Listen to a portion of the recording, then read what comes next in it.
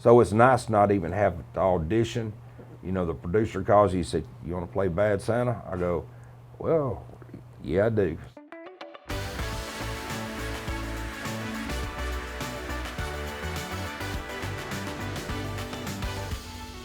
Welcome in, everybody. This is DME Meets, and my name is James Phillips. I'm the publisher here at the Daily Mountain Eagle. Today we're joined by Creek Wilson. Creek is a native of Jasper, now living back in Jasper, and we'll call you a famous actor, right? I wouldn't go that far. I'm just an actor. So, well, Creek, you've got a big movie coming out. Ma is hitting theaters, and it's supposed to be a box office hit. So we wanted to have you come in and tell us about what role you're playing in that, and just give us a little information about your acting career and what you've done over the last several years. Well, like you said, Ma hits theaters this Friday, May the 31st, starring Octavia Spencer and Juliette Lewis. And I'm playing the liquor store bum. Somehow I get typecasted all these kind of bar fighters, bums, so forth. Anyways, right. But this is actually the biggest movie that I have been in so far, and I'm very blessed to be in it. Yeah. Well, let's talk a little bit about your early life, because you are from Jasper. Yes, I am. Grew up here, went to school here, that sort of thing. Tell us just about growing up in Jasper, and how did you get started any acting back in those early days here? Well, growing up, I was here until I was 19. Then I moved off, and I wanted to be Garth Brooks before there was a Garth Brooks, and be a country music singer and songwriter. Things didn't work out very well. I was about 24 years old and was in a bad accident, and life set in. I got married, and I did do acting at Walker Junior College with Randall Pickering, if you ever remember that name. Okay. And he directed and produced a lot of shows at Walker Junior. And then when I got divorced, after about 8 or 9 years, I picked up theater again in Hattiesburg, Mississippi, in just over the Rainbow Theater, and we put on several productions. Now, so you told me at that time you were a little more clean cut. You weren't the bar guy or the motorcycle guy. That you had short hair and. I looked a lot like you. Well, I'm sorry. Absolutely right. I had the short hair and just a little goatee, and made my mom proud.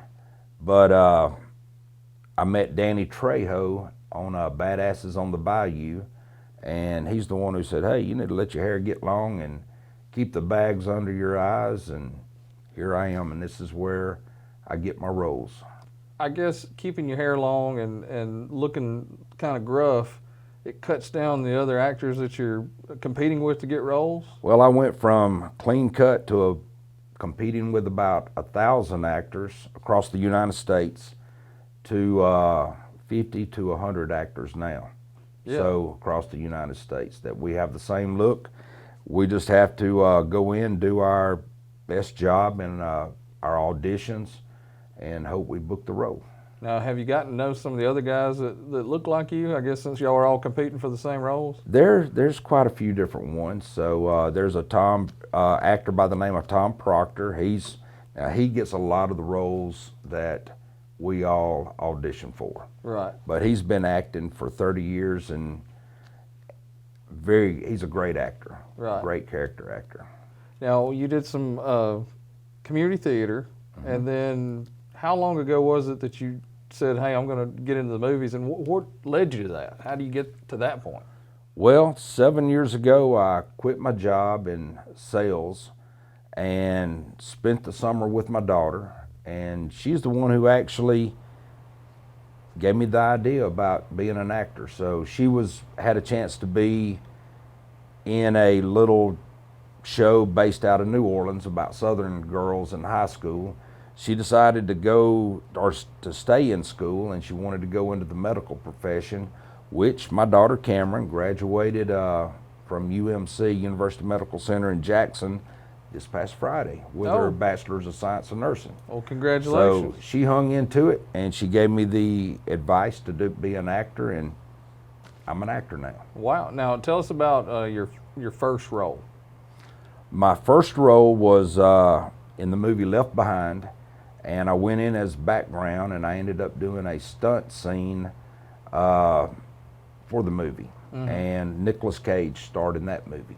So that was my first time on set. And then it's just kind of progressed since then. And you told me even in that first one, I mean, you show up and then you end up in a scene where a plane's crashing and things are blowing up. I mean, that had to be a pretty big shock.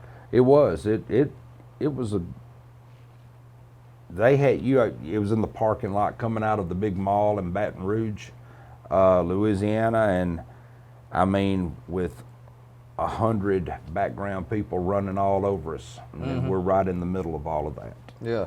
Where did you go from there? I mean, that's just you were an extra in that one. How did you progress to where you're? I mean, I guess what you do is called character acting. Is that? Yes. I actually I have taken lessons from actors. Gary Grubbs. If you Google these people, you'll know who I'm talking about. Gary Grubbs. He started out The Wonderful World of Disney with Fess Parker on Davy Crockett. Okay. So, and he has been in over 350 shows and movies and commercials and so forth. He lives in Hattiesburg now. He's from the Hattiesburg area and went to USM. And was my first mentor. And then there's Jerry Katz in New Orleans, who teaches the Ivana Chubbuck way of acting, technique of acting. And he came from California, and he moved to New Orleans back when everything was moving, all the movies was coming to New Orleans.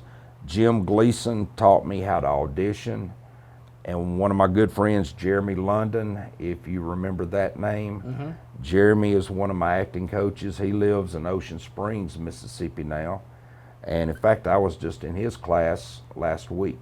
Okay. When I was down in South Mississippi for a week with my daughter. And Jeremy, he's been acting for 30 years. And then just you network with all the actors there. I got a great agent, Valerie Hanna with Fruition Talent and Media out of New Orleans. She came from Hollywood and moved to New Orleans and bought Fruition. She was with me for over 300 auditions that I never heard back from until I got my first one. She is stuck with me, and I love her to death. Right. Yeah. So, well, you talked about a lot of the films that you've done have been in New Orleans and in that area. A lot of people probably don't realize how big the film industry has become all over the Southeast and New Orleans, Mississippi, Alabama, Georgia, everywhere. They call it Hollywood South, and it's a lot of the scenery, and the people are nice. Tax incentives are good, so they have moved toward the South. Right. What's been your favorite role so far, you think, that you've done? Well, I would have to say all of them has been my favorites. I reckon the first big role that I had was in the 2017 Budweiser commercial that was on Super Bowl. It was only a couple of words, go back home, but that kind of got really my foot in the door with producers, casting directors around the New Orleans and Atlanta area. Well, that's probably the biggest audience you could have is Super Bowl commercial. Absolutely, and I was very blessed to get that one because I wasn't even supposed to have that role. Right. And it just worked out the day on set, and boom. So I was one of the main characters in that commercial.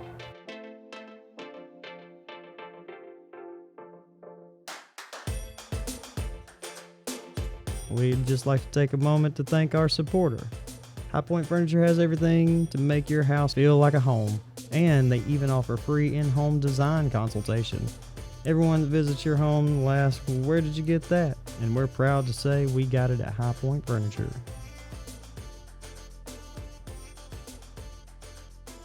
Talk about some of the other roles that you've had. I know you've done some sci-fi movies and... I've been in 2 sci-fi movies. Mississippi River Sharks, I played just a small part as the Waymaster in it, and then Santa Jaws, where I played the bad Santa. And the same producer, Daniel Williamson, he called me in January of last year after Mississippi River Sharks, and he goes, "Man, I got the role for you." So it's nice not even have to audition. You know, the producer calls you, he said, "You want to play Bad Santa?" I go, "Well, yeah, I do." So he said, "You got the look," and said, "All you got to do is come in here and be mean." Now, did you think you'd ever play Santa Claus getting in a fight with a shark? No, I didn't, and I got killed by the shark right off the bat too. How about, I know we had talked before we came on the air about some of the bigger roles, and you said that the role on Preacher was a big role for you. Tell people how that came up and what that role all was. Well, I actually auditioned for the role, and I didn't get it. And then they had an actor that I don't know what happened, but they called me, and I was second choice. But I said, "Shoot, yeah, I'll go do it." And I really made my mama proud on that one because I had to kiss a 200-year-old vampire dude. Right. So, and at the bar, and I played a bartender in the show. But I've gotten a lot of good feedback on it. Right. Now, you said your mom still lives here. Have you had to tell her, it's just acting sometimes, Mom, I'm not that bad a guy? She knows that. So, and she's been around a long time, and she's very Southern Baptist, so she's had to watch me do some stuff on screen and say some words that I wouldn't normally say around her. Right. So, like I say, it's just acting. Right. Well, let's talk more about Ma, since it really is going to be a big hit. Octavia Spencer's in it, Juliette Lewis. Tell us about your role, exactly what you do in it, and that sort of thing. I am playing the liquor store bum, and where I'm not going to give the gist of it. If you've watched the trailer, you know some underage kids wants Ma, which is Octavia Spencer, to buy them liquor, and they end up having a party. I play the liquor store bum that's hanging around the liquor store 24/7, and I'm harassing the kids and harassing Ma also. See, I don't see you as this bad of a guy, though. Well, if you pay me enough money, I'll be as bad as you want me to be. Well, now, since you are a character actor, you're not making millions of dollars like Dwayne Johnson and some of those people are. No, sir, I'm not. So you got a day job and you live in Jasper still. Tell us what you do besides acting. Well, while I'm in Jasper, I help my friend Blake Walton with quality home improvements. We do little small remodeling jobs. We're in the process at the Old West Jasper School, Jasper area development.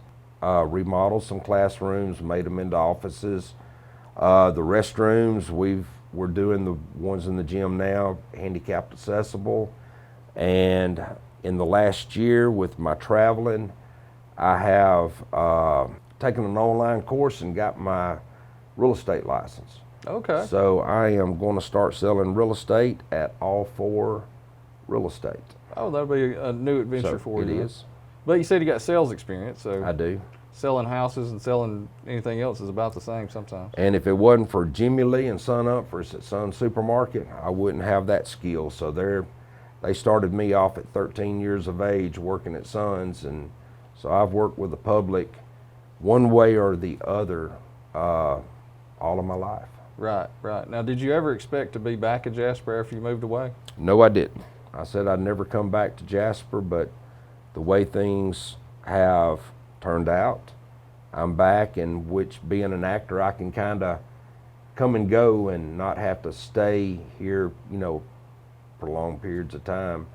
But Jasper is my hometown, so, I can't say anything bad about it. I love it. I was always coming back to visit my mom anyways. Right, and I guess the town's changed a lot from the time you were gone, and then to come back, and like the downtown area, there's places to go and hang out and eat now that there wasn't back in those days. Some great places to eat in Jasper. Yeah, yeah. Just anything else you want to tell folks here around the community about what you do and to keep a watch out maybe for some other things that you got coming up? Well, I've got some things in the works. I really can't talk about them right now, and but